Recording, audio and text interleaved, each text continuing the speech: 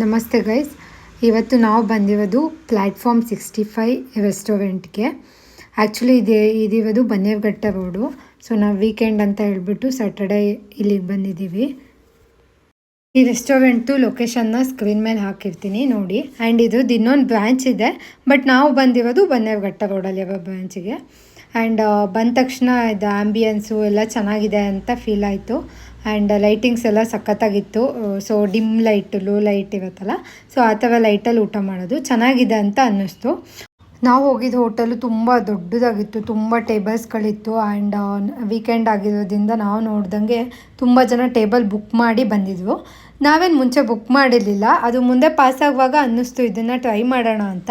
So ಅದಕ್ಕೆ ಒಳಗಡೆ ಹೋದ್ವಿ. ಆ್ಯಂಬಿಯನ್ಸ್ ಎಲ್ಲ ನೋಡಿ ಇಷ್ಟ ಆಯಿತು. ಸೊ ಊಟ ಮಾಡೋಣ ಅಂತ ಡಿಸೈಡ್ ಮಾಡಿದ್ವಿ. ಈ ರೆಸ್ಟೋರೆಂಟು ಮೇಯ್ನು ಕಾನ್ಸೆಪ್ಟ್ ಏನು ಗೊತ್ತಾ, ನಮ್ಮದು ಇದಿರುತ್ತಲ್ಲ ಟ್ರೈನು ಆ್ಯಕ್ಚುಲಾಗಿ ಫುಡ್ನ ಡೆಲಿವರಿ ಮಾಡುತ್ತೆ ಅನ್ನೋ ಕಾನ್ಸೆಪ್ಟಲ್ಲಿ ಇಟ್ಕೊಂಡು ಮಾಡಿರೋದು. ತುಂಬ ಚೆನ್ನಾಗಿದೆ ಕಾನ್ಸೆಪ್ಟು, ಸ್ಪೆಷಲ್ ಅಂದರೆ ಹೊಸ ಥರ ಅನಿಸ್ತು. ನಾನು ಫಸ್ಟ್ ಟೈಮ್ ಈ ಟ್ರೈನ್ ಕಾನ್ಸೆಪ್ಟ್ ಹೋಟೆಲ್ಗೆ ಹೋಗಿರೋದು. ಈ ಹೋಟೆಲಲ್ಲಿ ತುಂಬ ಅಂದರೆ ರೈಲ್ವೆ ಟ್ರ್ಯಾಕು ಎಲ್ಲ ಇದೆ, ನೀವು ನೋಡ್ಬೋದು, ಈ ವಿಡಿಯೋದಲ್ಲಿ ಕಾಣಿಸ್ತಾ ಇದೆ. ಆ್ಯಂಡ್ ತುಂಬ ಸ್ಟೇಷನ್ಗಳನ್ನೆಲ್ಲ ಮೆನ್ಷನ್ ಮಾಡಿದ್ದಾವೆ. ಶಿವಮೊಗ್ಗ, ಎಲ್ಲೆಲ್ಲಿ ಕಡೂರು ಅಥವಾ ಎಲ್ಲೆಲ್ಲಿ ರೈಲ್ವೆ ಸ್ಟೇಷನ್ಗಳಿದೆಯೋ ಅದೆಲ್ಲದೂ ಇದೆ. ಸೊ ನಾವು ಕೂತ್ಕೊಂಡಿದ್ದು ಕೆಂಗೇರಿ ಆ ಸ್ಟೇಷನಲ್ಲಿ ಕೂತ್ಕೊಂಡಿದ್ವಿ. ಚೆನ್ನಾಗಿ ಅನಿಸ್ತು, ಒಂಥರ ಡಿಫ್ರೆಂಟ್ ಫೀಲು, ಖುಷಿ ಆಯಿತು ಅದೆಲ್ಲ ನೋಡಿ, ತುಂಬ ಚೆನ್ನಾಗಿ ಅನಿಸ್ತು. ಆ್ಯಂಡ್ ನಾವು ಫಸ್ಟು ಆರ್ಡರ್ ಮಾಡಿದ್ದು ಸೂಪ್ ಮಾಡಿದ್ವಿ. ಸೂಪ್ ಆ್ಯಕ್ಚುಲಿ ಟ್ರೈನಲ್ಲಿ ಬರುತ್ತೆ ಅಂತ ನಾವು ಅಂದ್ಕೊಂಡಿದ್ವಿ. ಆಮೇಲೆ ಅಲ್ಲಿ ಸ್ಟಾಫ್ ಹೇಳಿದ್ರು, ಇಲ್ಲ ಲಿಕ್ವಿಡ್ ಫುಡ್ ಆಗಿರೋದ್ರಿಂದ ನಾವೇ ತಂದುಕೊಡ್ತೀವಿ, ಉಳಿದಿದ್ದೆಲ್ಲ ಫುಡ್ಡು ಟ್ರೈನಲ್ಲೇ ಬರುತ್ತೆ ಅಂತ ಹೇಳಿದ್ರು. ಸೊ ನಾವು ಓಕೆ ಅಂತ ವೆಯ್ಟ್ ಮಾಡ್ತಾಯಿದ್ವಿ. ನಾವು ಇಲ್ಲಿ ಏನೇನು ಆರ್ಡರ್ ಮಾಡಿದ್ವಿ ಅಂತ ಅಂದರೆ, ಫಸ್ಟಿಗೆ ಸೂಪ್ ಆರ್ಡರ್ ಮಾಡಿದ್ವಿ, ಆಮೇಲೆ ಕ್ರಿಸ್ಪಿ ಕಾರ್ನ್ ಆರ್ಡರ್ ಮಾಡಿದ್ವಿ.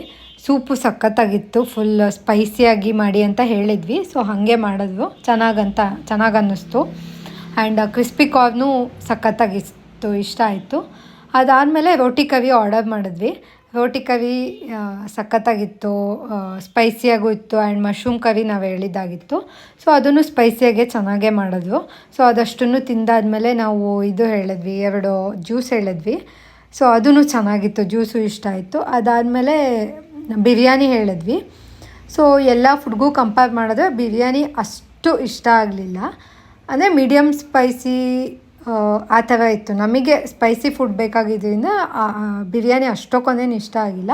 ಬಟ್ ನಾರ್ಮಲಾಗಿ ಏನು ಚೆನ್ನಾಗಿಲ್ಲ ಅನ್ನೋ ಟೈಪೆಲ್ಲ ಏನಿರಲಿಲ್ಲ. ಸೊ ನಾರ್ಮಲಾಗಿ ಮೀಡಿಯಮ್ ಸ್ಪೈಸಿಯಾಗಿತ್ತು. ಸೊ ಅದಾದಮೇಲೆ ಲಾಸ್ಟಿಗೆ ಎಲ್ಲದು ತಿಂದಾದಮೇಲೆ ಡೆಸರ್ಟ್ ಆರ್ಡರ್ ಮಾಡಿದ್ವಿ.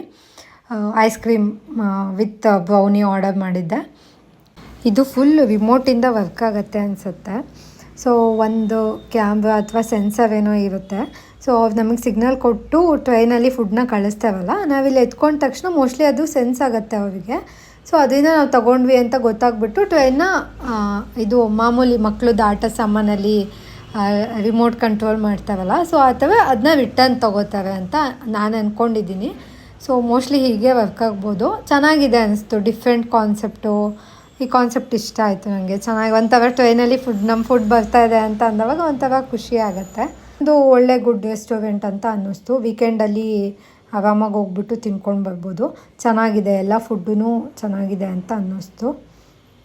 ಆ್ಯಂಡ್ ಪ್ರೈಸ್ ಕೂಡ ಅಷ್ಟೇ ನಾರ್ಮಲ್ ರೇಂಜಲ್ಲೇ